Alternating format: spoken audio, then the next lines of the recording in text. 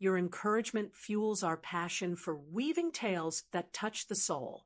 Please consider subscribing, turning on notifications, and sharing your city in the comments. We're eager to know where you're connecting with us from. Now, let me share a story.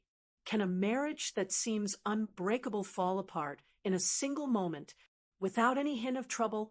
It can, and I've experienced it firsthand. Here's how it unfolded.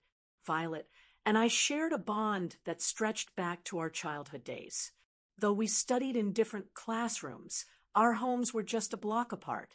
What began as a simple friendship blossomed into love, and over time, it grew into something deeper still. We were each other's first romance, tethered together from the very beginning. She stood by me during my military service, waiting patiently for my return.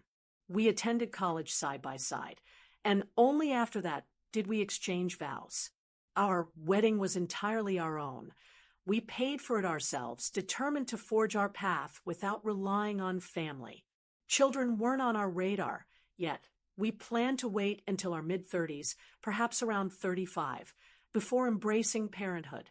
Baby clothes and cribs could wait a little longer. We poured our energy into work, scrimping and saving for a down payment on a home.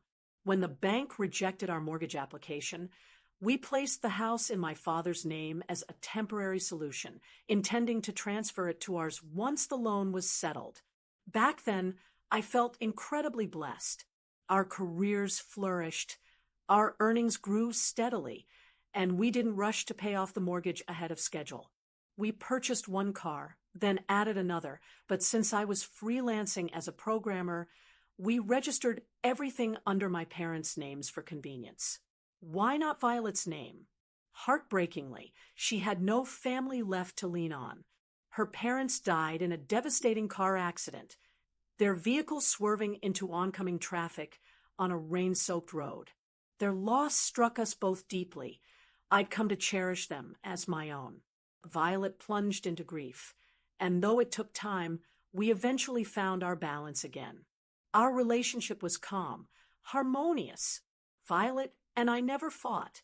Disagreements arose, of course, but we resolved them through quiet conversations, never resorting to childish spats.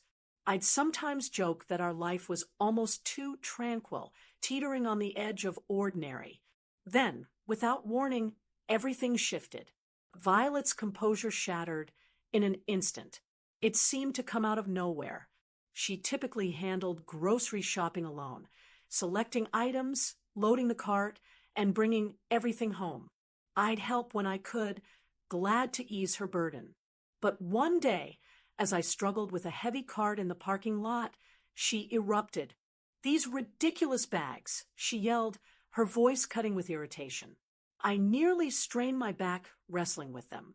I tried to calm her, but she waved me off, tears of frustration streaming down her face.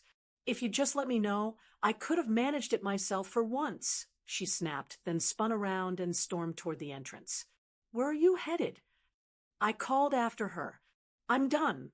I'm staying with Aurora for a bit," she replied, her words sharp and final as she walked away. I stood there, frozen, feeling like a complete idiot. Her outburst over something so trivial caught me off guard. I wasn't oblivious. I sensed something deeper was troubling her, but I didn't push. I believed she'd share when she was ready. A month passed without a single word from her. I tried calling, texting, but received no response. After 3 weeks, I stopped reaching out. 2 more weeks of silence dragged on. Then, one day, Aurora, Violet's closest friend, who'd been hosting her for 6 weeks, appeared at my doorstep. She slipped inside with a sly smile that set my nerves on edge. I'd never cared for her, and her presence now irritated me even more. "Did Violet send you?" I asked, my voice edged with suspicion. She grinned, clearly enjoying herself. "No, I came on my own," she said, lounging on the couch, crossing her legs in a way that felt intentionally bold. I struggled to stay composed. "Aurora, just tell me what's happening."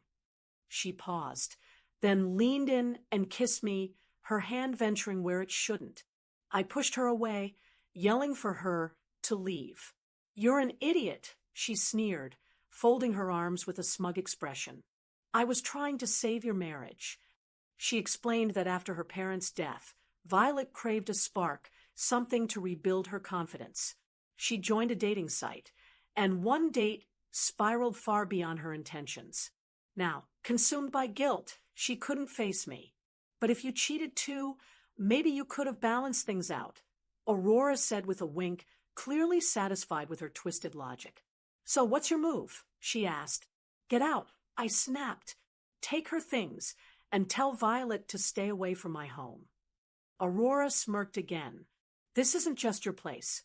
It's hers too." "No," I retorted. "It's in my father's name. And that car she's been driving to her dates, that's mine too. Leave the keys in the mailbox and don't come back." With that, I ushered her out and shut the door firmly. At first, I felt empty. I'd grown so accustomed to life without Violet that her absence barely registered anymore. Sure, I had doubts while she played the victim, suspecting she wouldn't simply disappear without cause. Now, those suspicions were confirmed, and somehow it made moving forward easier. The divorce was quick. We had little left to divide.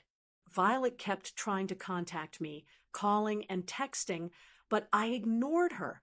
I wasn't about to surrender the car. Eventually, I warned her I'd involve the police and let her explain herself to them. That's when she threw the keys at me, spitting a few bitter words, and that was the end. I never saw it coming, but that's how our story fell apart.